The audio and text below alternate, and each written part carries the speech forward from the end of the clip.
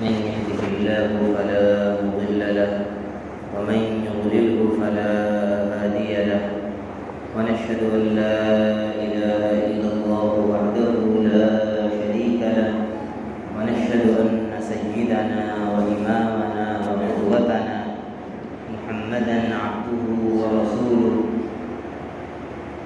صلى الله تعالى عليه وعلى آله وأصحابه وأزواجه وبناته وأهل بيته أجمعين وبارك وسلم تسليما كثيرا كثيرا. أما بعد، أعوذ بالله من الشيطان الرجيم. بسم الله الرحمن الرحيم. يا أيها الذين آمنوا كونوا قوامين بالقسط شهداء لله ولا يجرمنكم شنآن قوم على ألا تعدلوا اعدلوا هو أقرب للتقوى واتقوا الله إن الله خبير بما تعملون. میرے محترم ایمانی بھائیوں، بزرگ اور دوستوں، اللہ رب العزت کا فضل و کرم ہے، اس کا احسان ہے کہ اللہ تعالی نے ہمیں جو دین عطا فرمایا ہے وہ ہر اعتبار سے کامل اور مکمل ہے۔ مسلمانوں کو دوسری قوموں کی طرح کسی بھی معاملے میں کسی دوسری طرف دیکھنے کی ضرورت نہیں۔ ہم اپنی کتاب قرآن مجید کے اعتبار سے، اپنے نبی حضرت محمد مصطفیٰ صلی اللہ علیہ وسلم کے اعتبار سے، ان کی لائی ہوئی شریعت کے اعتبار سے اتنے امیر اور مالدار ہیں کہ ہمیں زندگی کے کسی بھی معاملے میں دنیا کی کسی اور قوم کی طرف یا اس کی کسی تعلیم کی طرف دیکھنے کی ضرورت نہیں۔ پیدائش سے لے کر موت تک، استنجا کرنے سے لے کر حکومت کرنے تک تمام احکامات دین اسلام میں موجود ہیں، اور نہ صرف یہ کہ تھیوری کے طور پر موجود ہیں، کتابوں میں لکھے ہوئے ہیں، بلکہ ان احکامات کو نبی پاک صلی اللہ علیہ وسلم نے خود، پھر آپ کے صحابہ نے، ان میں بھی خاص طور پر خلفائے راشدین نے، اور پھر دیگر صحابہ نے، اور ہر زمانے کے صالحین اور نیک بندوں نے عملی طور پر، پریکٹیکلی طور پر بھی اس کو کر کے دکھایا۔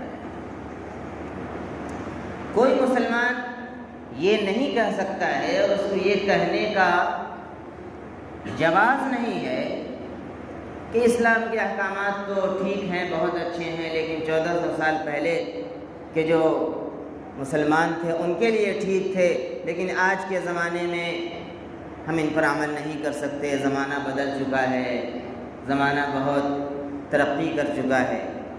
میرے بھائیوں، یاد رکھیے اس بات کو کہ زمانہ گھوم پھر کر، بلکہ میں ایک لفظ کہہ رہا ہوں، عامی لفظ ہے لیکن یہاں سمجھانے کے لیے میں کہہ رہا ہوں، دنیا کے سارے پڑھے لکھے لوگ، سارے فلسفی، سارے تھنکر، سارے سائنسدان جھک مار کر اسلام کی طرف آئیں گے، اور جو باتیں نبی پاک صلی اللہ علیہ وسلم نے 1400 سال پہلے بتائی ہیں، انہی باتوں کو دنیا اختیار کرنے پر مجبور ہوگی۔ ایک میں مثال دے رہا ہوں۔ پہلے سائنس کی تھیوری یہ تھی، اپنے ریسرچ کے نتیجے میں، کہ سورج اپنے مدار پر ٹھہرا ہوا ہے، گردش نہیں کرتا ہے، سائنس کی تھیوری تھی۔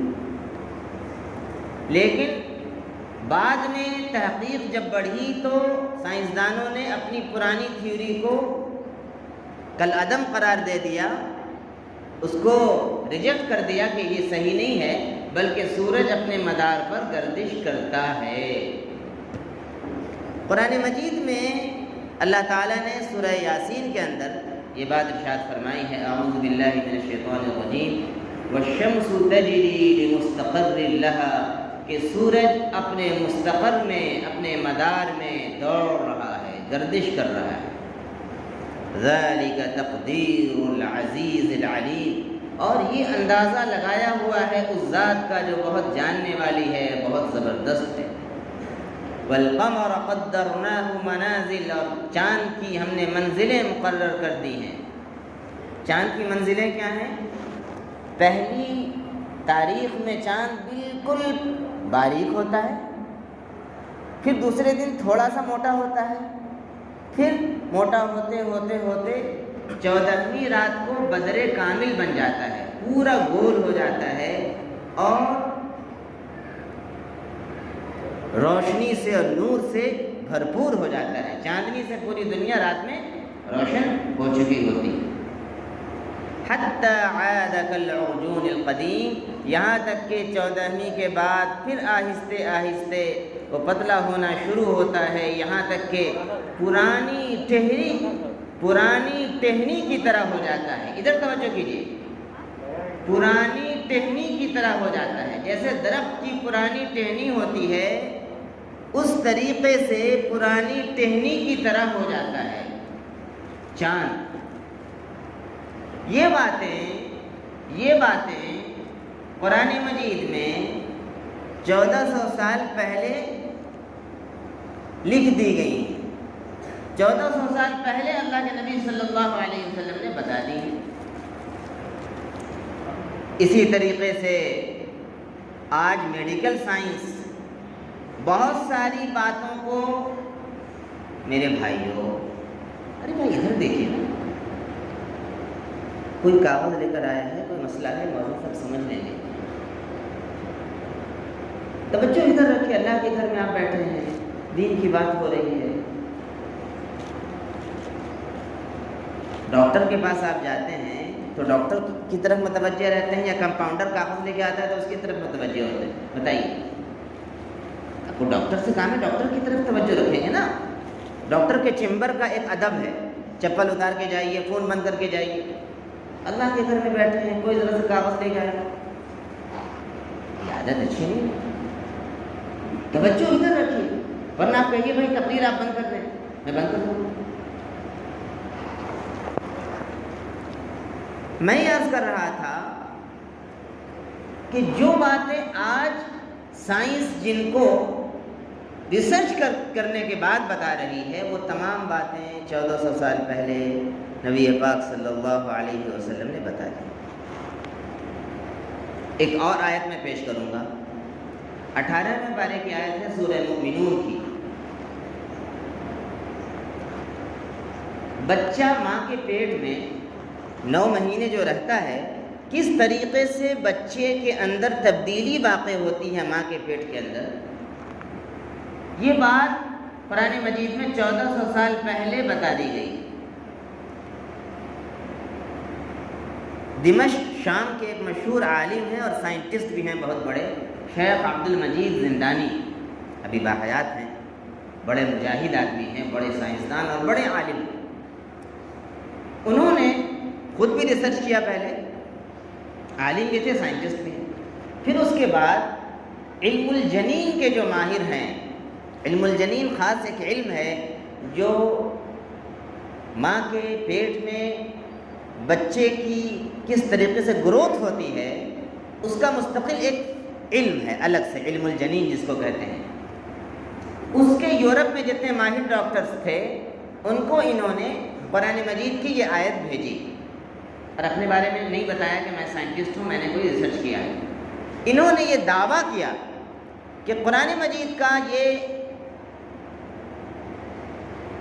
بیان ہے، اعوذ باللہ من الشیطان الرجیم، ثم خلقنا النطفۃ علقہ، کہ سب سے پہلے ماں کے پیٹ میں باپ کا نطفہ جاتا ہے، پھر وہ نطفہ گوشت کا لوتھڑا بنتا ہے، فخلقنا المضغۃ عظاما، پھر آگے اللہ تعالیٰ فرماتا ہے کہ پھر ہم اس گوشت کے لوتھڑے میں ہڈی پیدا کرتے ہیں، فکسونا العظام لحما، اور پھر اس ہڈی پر ہم گوشت کا کور چڑھا دیتے ہیں، ثم انشأناه خلقا آخر، پھر اس کو ہم ایک دوسری مخلوق کی حیثیت سے پیدا کرتے ہیں. دنیا میں ایک بچہ یا بچی کی شکل میں ایک مخلوق کی شکل ہم دیتے ہیں.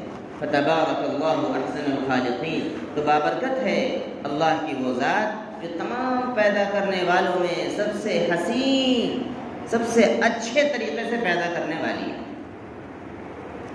اس ترتیب سے جو قرآن نے بتایا ہے کہ پہلے نطفہ ہوتا ہے، پھر گوشت کا لوتھڑا ہوتا ہے، پھر اس میں ہڈی پڑتی ہے، پھر ہڈی کے اوپر کور چڑھایا جاتا ہے. انہوں نے کہا کہ یہ میرا دعویٰ ہے کہ قرآن مجید کی یہ جو ترتیب ہے جو اللہ نے بیان کی ہے، یہی ترتیب صحیح ہے. آپ اگر اس کو غلط ثابت کر دیں گے میں آپ کا مذہب قبول کر لوں گا، اور اگر یہ ترتیب قرآن مجید کی بیان کی ہوئی اگر آپ کی ریسرچ میں نکلتی ہے، میں آپ کو 2 سال 5 سال 10 سال کا موقع دے رہا ہوں. آپ ریسرچ کرنے کے بعد بتائیے اگر یہ ترتیب صحیح ہے تو آپ کو اسلام قبول کرنا پڑے. اب یورپ کے ماہرین جو علم الجنین کے ماہر تھے انہوں نے ریسرچ کرنا شروع کیا اور ان کو بڑی دلچسپی ہوئی. حیرت اس بات کی ہوئی کہ یہ قرآن کو کوٹ کر رہے ہیں جو قرآن 1400 سال پہلے کی کتاب ہے. آج کے ماڈرن ایج میں جب سائنس اور ٹیکنالوجی ترقی کر گئی، اس وقت نہ مشینیں تھیں نہ تحقیق کے کوئی ذرائع تھے، ان لوگوں نے ہلکے میں لیا اس کو، کہا کہ یہ تو 2 دن میں پتہ چل جائے گا کہ قرآن میں کہاں اس کا الیکھ ہوگا. لیکن جب انہوں نے ریسرچ کرنا شروع کیا، مہینے 2 مہینے بار بار ان کو وہ یہ سمجھ رہے تھے کہ یہ صحیح نہیں ہے، اس لیے کہ اتنی پرانی کتاب میں اس کا ذکر کیسے ہوگا. لیکن چند مہینوں کے لگاتار ریسرچ کے بعد، بار ریسرچ کے بعد وہی ترتیب ان کو اپنے ریسرچ میں ملی جو قرآن مجید میں بیان کی گئی. پہلے نطفہ ہے، اور پھر اس کے بعد گوشت کا لوتھڑا ہے، اور پھر اس کے بعد اس میں ہڈیاں پڑتی ہیں، پھر اس کے بعد ہڈیوں پر گوشت کا لوتھڑا اللہ تعالیٰ کور چڑھاتا ہے. ایک ڈاکٹر تو جو سب سے بڑے تھے انہوں نے شیخ عبد المجید زندانی سے ملاقات کی، کلمہ پڑھا، اور اسی سال حج بیت اللہ کیا انہوں نے، اور مکے میں انہوں نے دوبارہ ایمان کی تجدید کی اور بہت بڑی کانفرنس بلائی. چونکہ وہ نو مسلم تھے، لوگوں نے استقبال کیا ان کا، اور بڑے اپنے فن کے، علم الجنین کے دنیا کے سب سے بڑے ماہر ڈاکٹر تھے. تو ان کو اعزاز دیا گیا اور کہا گیا کہ جو بھی آپ کہنا چاہتے ہیں رکھیں ہمارے سامنے. انہوں نے اپنی پوری اس واقعے کو بیان کیا کہ شیخ نے یہ آیتیں میرے پاس بھیجی تھیں اور میں نے مہینوں اس پر ریسرچ کیا، اور میں حیران ہوں کہ آخر 1400 سال پہلے کیسے اتنی باریکی سے اس ترتیب کو بیان کیا گیا ہے. یہ اس بات کی دلیل ہے کہ قرآن اللہ کا کلام ہے اور نبی پاک صلی اللہ علیہ وسلم اللہ کے نبی ہیں، اور قرآن ایک میریکل ہے، ایک معجزہ ہے. میرے بھائیو، بزرگوں اور دوستو، ہم جس مذہب کے ماننے والے ہیں وہ دنیا کا سب سے افضل، سب سے اعلیٰ، سب سے کمپلیٹ، سب سے خوبصورت اور سب سے لیٹسٹ مذہب ہے. یہ بھی میں بیان کر رہا ہوں، سب سے لیٹسٹ، سب سے اپ ٹو ڈیٹ مذہب ہے. کوئی یہ نہ سمجھے کہ اسلام کی باتیں بہت پرانی ہیں. اسلام قیامت تک کے لیے آیا ہے اور ہر زمانے کے لوگوں کی رہنمائی کرتا آئے گا. لاک ڈاؤن میں سب سے زیادہ ہندوستان میں کس مذہب کے لوگوں نے یہاں کے تمام باشندوں کی مدد کی بلا کسی مذہبی بھید بھاؤ؟ کیا بتائیے؟ مسلمانوں نے کی. اور یہ میں اپنا بیان نہیں ہے، یہ پورا جو ریسرچ ہوا ہے لاک ڈاؤن کا، اس میں حکومت نے اس بات کو مانا ہے. جن جن علاقوں میں مسلمانوں کی بستیاں تھیں، مسلمانوں نے راہگیروں کی مدد کی، ان کے لیے کھانے پینے کا انتظام کیا، راشن کا انتظام کیا. یہ الگ بات ہے کہ جو اس وقت کی باطل تنظیمیں حکومت کی پشت پناہی کر رہی ہیں، اس کے پیچھے ہیں، وہ اس کا اظہار نہ کریں، لیکن ان کے ریسرچ میں یہ بات ہے، وہ جانتے ہیں۔ آخر میں پوچھتا ہوں کہ اس مسلمان قوم میں یہ جذبہ مدد کا کہاں سے آیا؟ کہاں سے آیا؟ ہمارے مذہب نے دیا، ہمارے نبی پاک صلی اللہ علیہ وسلم کی تعلیم نے یہ جذبہ ہمیں دیا۔ قرآن مجید میں بتایا گیا کہ وَتَعَاوَنُوا عَلَى الْبِرِّ وَالتَّقْوَىٰ، نیکی اور تقوی کے کاموں میں ایک دوسرے کی مدد کرو، کوآپریشن کرو۔ وَلَا تَعَاوَنُوا عَلَى الْإِثْمِ وَالْعُدْوَانِ، ہاں اگر کوئی گناہ کی بات ہے، کسی سرکشی کی اور ظلم کی بات ہے، اس میں ہرگز کوآپریشن مت کرو۔ یہ اصول دیا قرآن نے، قرآن نے یہ بتایا، حدیث پاک میں یہ بتایا گیا کہ جو کسی شخص کی حاجت میں اس کی مدد کو میں لگتا ہے، اس کی مدد کرنے میں لگتا ہے، تو اللہ تعالیٰ اس کی مدد میں لگ جاتا ہے۔ ایک حدیث میں ہے کہ جو کسی مسلمان بھائی کے لیے دوڑ دھوپ کرتا ہے، اس کے لیے سفارش کر دیتا ہے، اس کا کوئی کام بنوا دیتا ہے، تو اس کو 10 سالوں کے اعتکاف سے زیادہ ثواب ہے۔ اور 1 سال کا اعتکاف صرف اتنی فضیلت ہے کہ اس کے اور جہنم کے درمیان 10 خندقیں، او کما قال صلی اللہ علیہ وسلم، 10 خندقیں حائل کر دی جاتی ہیں۔ اور 10 سال کے اعتکاف سے زیادہ کس چیز کا ثواب ہے؟ جو کسی بیوہ، مسکین، کسی ضرورت مند کی ضرورت کو پورا کرنے کے لیے دوڑ دھوپ کرتا ہے۔ یہی وہ پیاری تعلیمات ہیں، خوبصورت تعلیمات ہیں جو مسلمانوں کو ہر موقع پر کھڑا کر دیتی ہیں اور ان کے دلوں میں وسعت پیدا کر دیتی ہیں، اور وہ یہ نہیں دیکھتے کہ یہ کس مذہب کا ہے، کس کاسٹ کا ہے، کس برادری کا ہے، وہ مدد کرنے کے لیے تیار ہو جاتے ہیں۔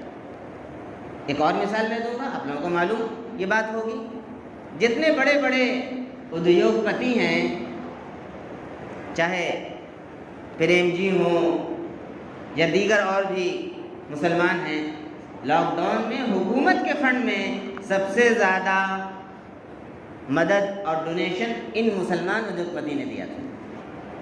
یہ الگ بات ہے کہ نام نہ لیا جائے، نام اڈانی اور امبانی کا لیا جائے، کیونکہ حکومت سے ان کے پیکٹس ہیں، حکومت کو یہ لوگ سپورٹ کرتے ہیں، حکومت ان کو سپورٹ کرتی ہے، حکومت کی آڑ میں یہ عوام کو بیوقوف بنا رہے ہیں اور پاکٹ سے پیسے نکلوا رہے ہیں، اور حکومت ان کے آڑ میں سیاست جیتتی ہے۔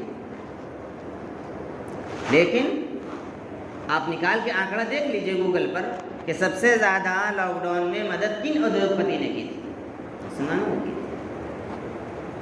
میں یہ عرض کر رہا تھا کہ آج بھی اور قیامت تک سب سے زیادہ اپڈیٹ مذہب اور سب سے زیادہ اچھے لوگ اگر کوئی ہیں اس روئے زمین پر تو مسلمان ہیں۔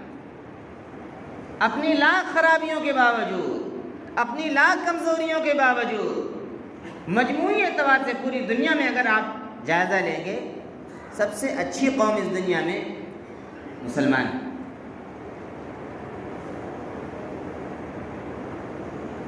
اور یورپ میں، امریکہ میں اور برطانیہ میں، وہاں تو نہ پوچھیے، خاص طور پر وہاں کے جو نو مسلم ہیں، جو لوگ اسلام قبول کر رہے ہیں، وہ لوگ وہاں پر میڈیکل فیلڈ میں اور اسی طریقے سے ایجوکیشن فیلڈ میں کتنی مدد کر رہے ہیں لوگوں کی، آپ اس کا اندازہ نہیں لگا سکتے ہیں۔ آپ مطالعہ کیجئے، آپ پڑھیے چیزوں کو تو آپ کو معلوم ہوگا۔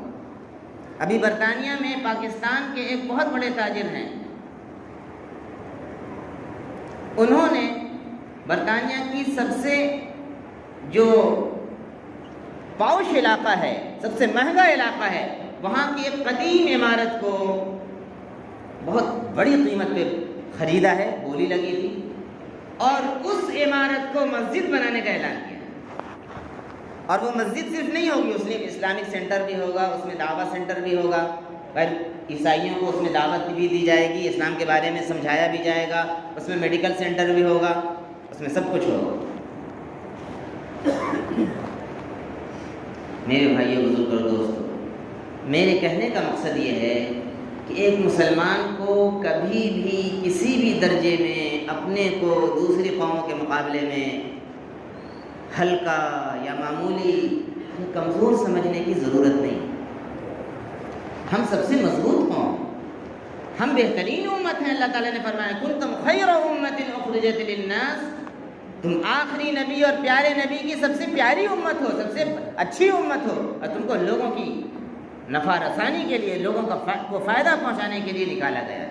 تأمرون بالمعروف، تم اچھی باتوں کا حکم کرتے ہو. وتنہون عن المنکر، بری باتوں سے روکتے ہو. صرف مسلم معاشرے کو نہیں، ساری دنیا کے لوگوں کو. وتؤمنون باللہ، اور ایک اللہ پر ایمان رکھتے ہو. میرے بھائیوں، اس کے ساتھ ہمیں یہ بھی سمجھنے کی ضرورت ہے اور اپنا جائزہ لینے کی ضرورت ہے کہ کیا وہ مذہب جو اتنا پیارا ہے، اتنا اچھا ہے، اتنا کمپلیٹ ہے، کیا ہم اس پر پورے طور پر عمل کر رہے ہیں؟ ہلدی پوکھر کے مسلمان، جمشید پور کے مسلمان، جھارکھنڈ کے مسلمان، بہار کے مسلمان، ہم کتنی فیصد، 100% میں ہم کتنے پرسنٹ اسلام پر عمل کر رہے ہیں؟ یہ تو میں نے مثالیں دے دی. ظاہر ہے کہ صحابہ 100% تھے، تابعین 100% تھے، صالحین اور اولیاء کرام 100% تھے. ابھی بھی میں نے یورپ کے لوگوں کی مثال دی، وہ بھی 100% نہیں تو کم سے کم 80-90 میں جا رہے ہیں. آج کا وہاں پر اسلام قبول کرنے والا تہجد پڑھتا ہے، اور صرف یہ تو انفرادی زندگی کی عبادت ہے، لوگوں کی بھلائی کے کام بھی وہ اتنا کرتا ہے کہ دوسری قوم کے لوگ نہیں کر رہے ہیں. لیکن ہم اور آپ میرے بھائیوں، ہم کیا کرتے ہیں؟ بہت افسوس کے ساتھ یہ کہنا پڑتا ہے کہ جو مذہب اتنا اچھا ہمارے پاس ہے، ہم اور آپ عمل کرنے کے سلسلے میں بہت پیچھے. کچھ باتیں یقیناً اچھی ہیں. ہماری بستی میں شروع سے میں نے جو یہاں کے پرانے لوگوں سے معلوم کیا ہے، بہت سے لوگ ایسے تھے جو لوگوں کے گھروں میں چولہا جلوا دیتے تھے. بہت سے لوگ ایسے ہیں جنہوں نے آزاد بستی میں لوگوں کو فری زمینیں دے کر اور آباد کروا دیا. 3 مسجدیں اللہ نے بنوائیں، اور آج بھی ظاہر ہے کہ آپ ہی کے تعاون سے یہ 3 مسجدیں چل رہی ہیں. گنگا ڈی ایک بستی ہے، وہاں بھی مسجد ہے ماشاء اللہ. ادھر شوبہ پور بھی مسجد ہے. اچھی چیزیں، اچھی خوبیاں ہیں. لیکن میرے بھائیوں، ایک طالب علم اگر 50% مارکس لا رہا ہے ایگزام میں، تو اس کی کوشش کیا ہونی چاہیے کہ میں آئندہ ایگزام میں 60% لاؤں، پھر 70 لاؤں، پھر 80 لاؤں، پھر 90 لاؤں. آہستہ آہستہ میں فلفل کر دوں اپنے کو، 100% گراف میں لے آؤں، ڈسٹنکشن نمبر سے پاس کروں. یہ اس کی کوشش ہونی چاہیے کہ نہیں ہونی چاہیے؟